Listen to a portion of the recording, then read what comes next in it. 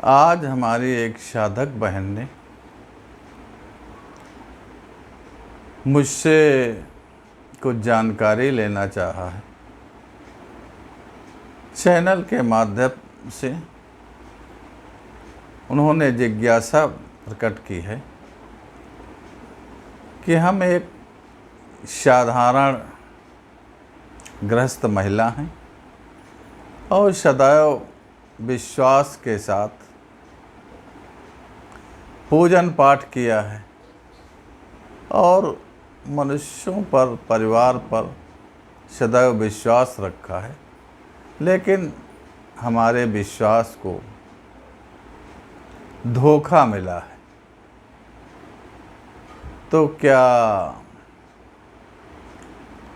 हम ये सुनते आए थे कि विश्वासम फलम, तो विश्वास का फल उल्टा ही होता है। तो सत्य का महत्व है या विश्वास का महत्व है? तो बहन, इस संबंध में हम आपको कुछ एक छोटी सी जो है दृष्टांत बताने जा रहे हैं, जिसके माध्यम से शायद आपको अपने प्रश्न का उत्तर मिल जाएगा। दृष्टांत ये है कि सत्य और विश्वास दोनों एक दूसरे के पूरक हैं। आपने सुना है हमारे ईश्वर के समान उल्टा नाम जपत जग जाना, वाल्मीकि भय ब्रह्म समाना।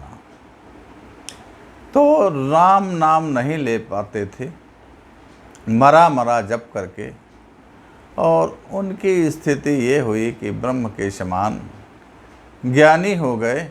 स्वयं माता सीता ने उनके आश्रम में रहकर अपने जीवन के बहुत उचित तरीके से बहुत पल व्यतीत किए और 2 संतानों को वहाँ पर उनकी शरण में जन्म दिया। तो वाल्मीकि जी का नाम शायद सनातन हिंदू धर्म का कोई ऐसा व्यक्ति नहीं होगा जो न जानता हो। लेकिन आप वो मरा मरा करके राम राम कैसे इतने विद्वान हो गए, लेकिन उनका विश्वास अटल था। वो राम कहना तो नहीं जानते थे। तो जो उनके गुरु ने उनको मरा शब्द पर स्वीकृति दे दी थी, तो उस स्वीकृति के बल पर वो मरा मरा मरा मरा उनका जो विश्वास था बहुत अटल था।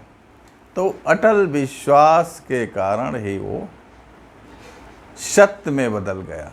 जब विश्वास आपका पक्का होगा तो वही विश्वास सत्य में बदल जाता है। तो इसलिए सत्य और विश्वास का में कोई छोटे बड़े की बात नहीं है। एक विश्वास जो है वो सत्य का रूप ले लेता है।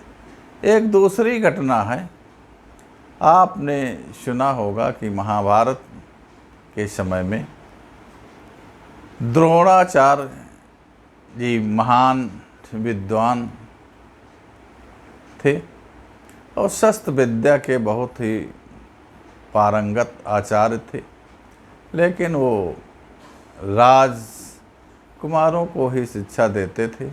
उनके पास एकलव्य गया। एकलव्य कोल भील जात का था और उन्होंने उसको शिष्य बनाने के लिए स्वीकार नहीं किया। लेकिन एकलव्य ने उनकी मूर्ति बनाकर उनको अपना गुरु मान करके और अपनी बाण विद्या का जो है सीखना प्रारंभ किया। और एक समय ऐसा आया कि जब एकलव्य बहुत बड़ा धनुषधर बन गया। एक कुत्ता जा रहा था तो एकलव्य ने अपने बाणों के द्वारा उस कुत्ते का जो मुंह खुला हुआ था भर दिया, और उसके मुंह में कोई चोट नहीं आई, ना यही आई, और बाणों से उसका मुंह भर गया। तो वो कुत्ता जा रहा था, बाण उसके मुंह में भरे हुए थे और कहीं चोट आई नहीं थी।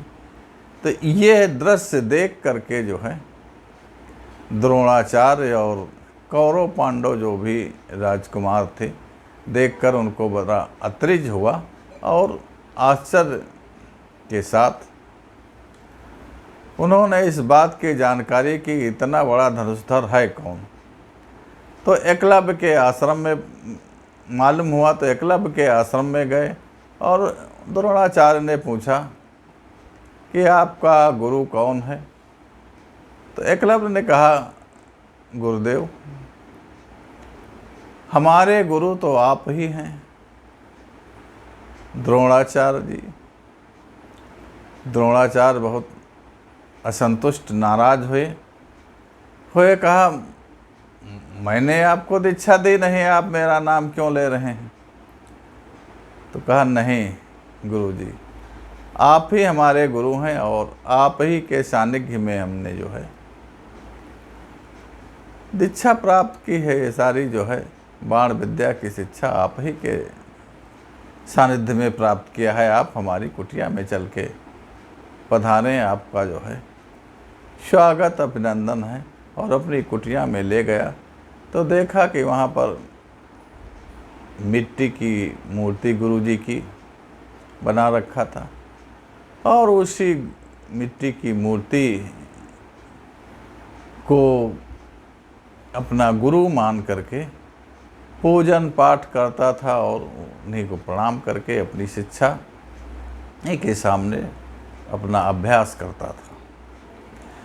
तो गुरु द्रोणाचार्य ने जब देखा कि ये बात तो सत्य है, तो कहा, अगर हमको आप मानते हैं गुरु, तो हम गुरु दक्षिणा दीजिए।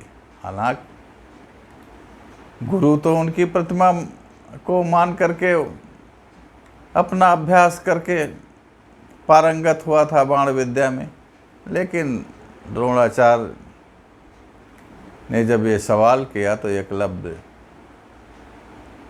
ने स्वीकार कर लिया और कहा, गुरुदक्षिणा देने के लिए हम तैयार हैं, गुरुदेव आप गुरुदक्षिणा मांगिए।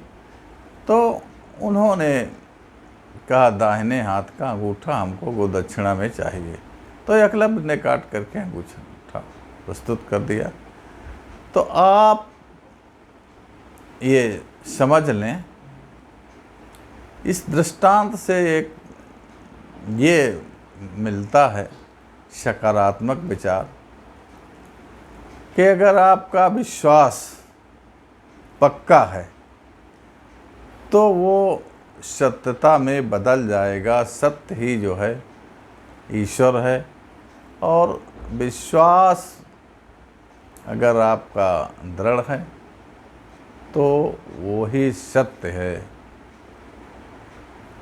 बल्कि विश्वास करने के लिए भी आज के समय में अपने विवेक का भी इस्तेमाल करो, और किसी अच्छी चीज़ के लिए, ईश्वर प्राप्त के लिए, किसी ज्ञान के लिए अगर आप विश्वास करके और अपने दृढ़ निश्चय के साथ कर्तव्य का पालन करते हैं तो आपको सफलता अवश्य मिलेगी।